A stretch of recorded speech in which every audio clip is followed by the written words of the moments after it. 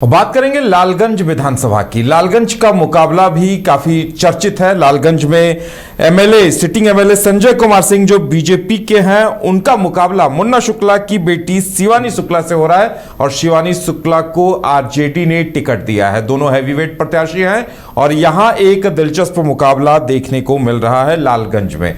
ज्यादा जानकारी के लिए इस वक्त हमारे साथ हमारे वरिष्ठ सहयोगी राकेश रंजन जी हैं। राकेश रंजन जी, लालगंज का मुकाबला काफी दिलचस्प दिखाई दे रहा है। एक तरफ सिटिंग विधायक हैं, वो भी अपनी पैठ के लिए जाने जाते हैं, दूसरी तरफ मुन्ना शुक्ला की बेटी का एक हैवीवेट नाम है।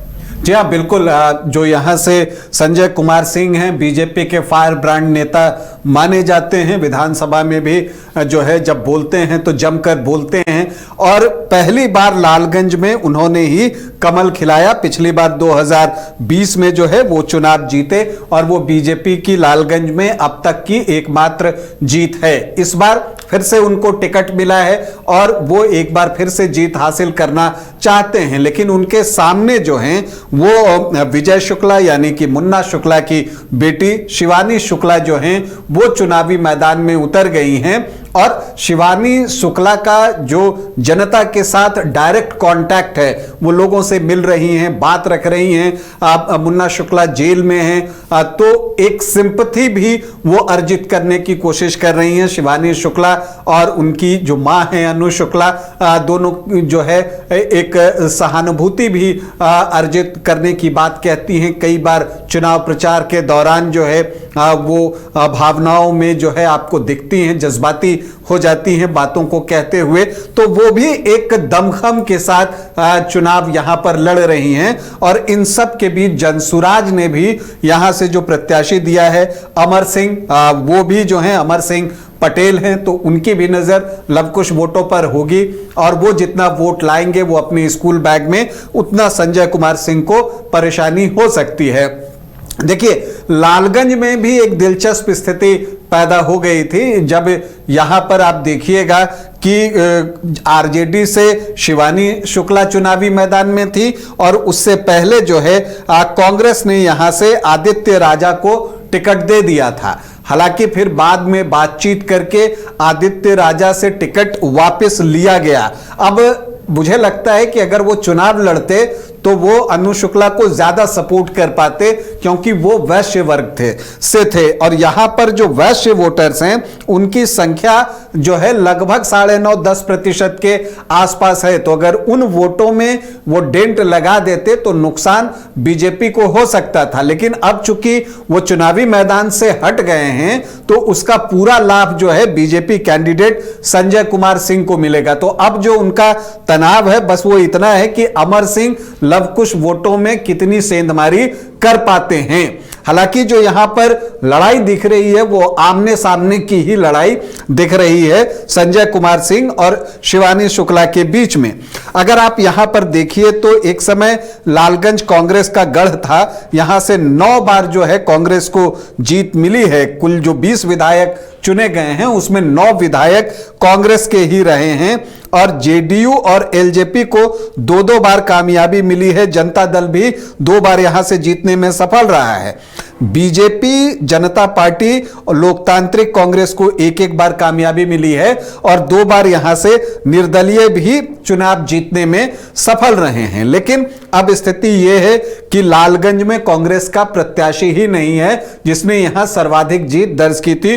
पिछले बार तक थे, पिछली बार जो है पप्पू सिंह यहां से चुनावी मैदान में उतरे थे। तो अब इस बार क्या होगा, कौन आगे कौन पीछे? तो अगर आप देखिए 2020 के चुनाव को तो संजय कुमार सिंह राजपूत जाति से थे या हैं और उनके सामने पप्पू सिंह थे, वो भी राजपूत जाति से थे और मुन्ना शुक्ला पिछली बार निर्दलीय चुनाव लड़ रहे थे। तो 2 राजपूत कैंडिडेट थे और एक जो है भूमिहार कैंडिडेट थे, लेकिन बावजूद इसके जो है 26,299 वोटों से संजय कुमार सिंह चुनाव जीतने में सफल रहे थे। मुन्ना शुक्ला को तब 27,460 वोट मतलब 14.3% वोट आए थे।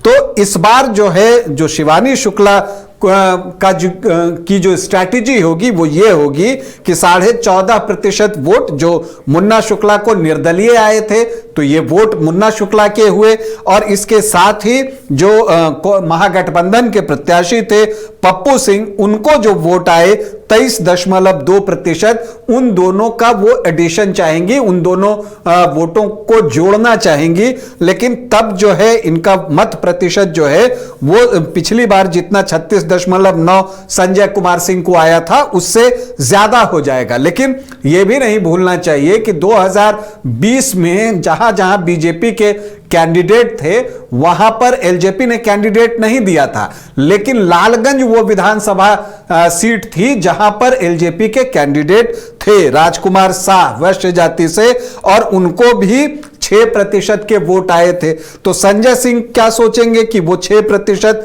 उनकी तरफ आ जाए तो उनका मत प्रतिशत जो है वो 40% के घर में चला जाएगा, 43% के आसपास चला जाएगा।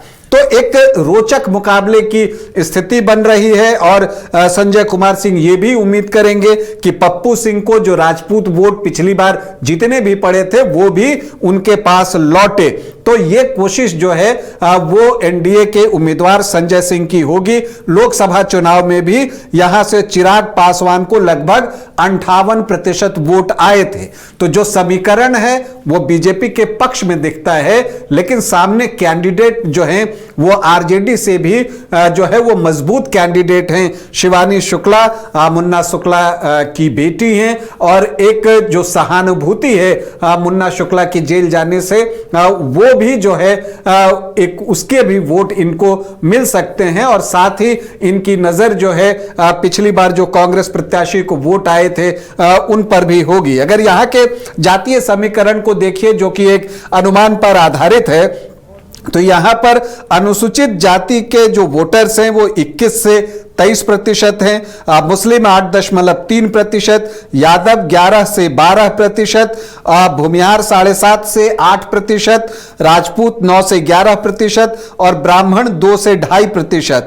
लवकुश के वोट भी यहां पर 10 से 11% हैं, और वैश्य 9.5 से 10% है। तो अगर आप बीजेपी का समीकरण देखिए तो वो क्या हो सकता है, जो सामान्य जाति के 18-19% वोट हैं उसमें वो 11-12% के आसपास एक्सपेक्ट करेगी कि राजपूत वोटर्स और कुछ ब्राह्मण वोटर्स जो हैं उनकी तरफ आ जाएं, तो उनका काम 11-12% का सामान्य जाति से हो जाएगा। लवकुश के 10 से 11% वोट पर भी उनकी नजर है, और वैश्य वर्ग से 9.5 से 10%। तो यह आंकड़ा 32-33% के आसपास पहुंचता है।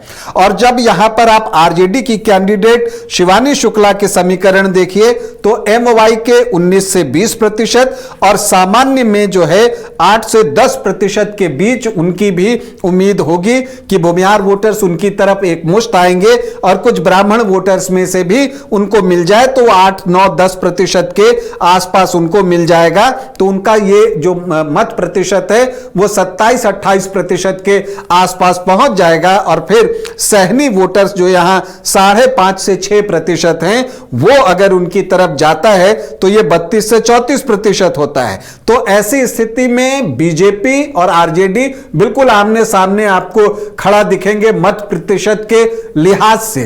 तो फिर महत्वपूर्ण क्या हो जाता है, जो एससी वोटर्स 21.23% हैं और अदर ओबीसी जो 13 से 14% हैं। तो ये जो 34 से 35% वोट है, इसमें से बड़ा हिस्सा किसको मिलता है।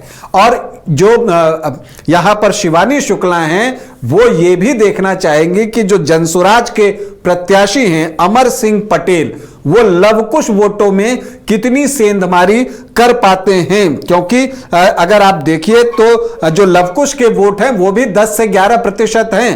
तो जितना इसमें से वोट जो है अमर सिंह पटेल निकालेंगे, बीजेपी के वोट उतने कम होंगे और शिवानी शुक्ला की स्थिति उतनी मजबूत होगी। लेकिन अगर जनसुराज के प्रत्याशी जो है लवकुश वोटों में सेंधमारी नहीं कर पाते और मुकाबला आमने सामने का हो जाता है, तब तो फिर स्थिति बहुत स्ट्रांग जो है आपको एक फाइट यहां पर देखने को मिलेगी दोनों के बीच में। हालांकि जब लोकसभा चुनाव का आप समीकरण देखते हैं तो यहां पर जो है आपको जो लगभग 58% वोट चिराग पासवान को मिले थे, क्योंकि यहां पर चिराग पासवान भी एक फैक्टर होंगे। पासवान वोटर्स भी यहां पर 8.5% के आसपास हैं। रविदास वोटर्स भी जो है 8-8.25% के आसपास यहां हैं और दोनों अपने अपने अनुसार वोट करेंगे, यह भी दिखता है। लेकिन लोकसभा चुनाव में बीजेपी को भूमिहार जाति के भी वोट यहां पर मिले होंगे और इसी वजह से वो 58% तक पहुंचा होगा। नहीं तो ऐसे देखिए तो वो 40 के घर में आपको दिखेगा। तो एक क्लोज फाइट यहां पर हो सकती है और मुकाबला आमने सामने का ही होगा संजय कुमार सिंह और शिवानी शुक्ला के बीच में। और इस आमने सामने के मुकाबले में परिणाम को प्रभावित कर सकते हैं जनसुराज के प्रत्याशी अमर सिंह पटेल। चलिए, तो अब देखना दिलचस्प होगा कि अमर सिंह पटेल लालगंज के समीकरणों को कितना प्रभावित करते हैं और किसे फायदा मिलता है, यह देखने वाली बात होगी।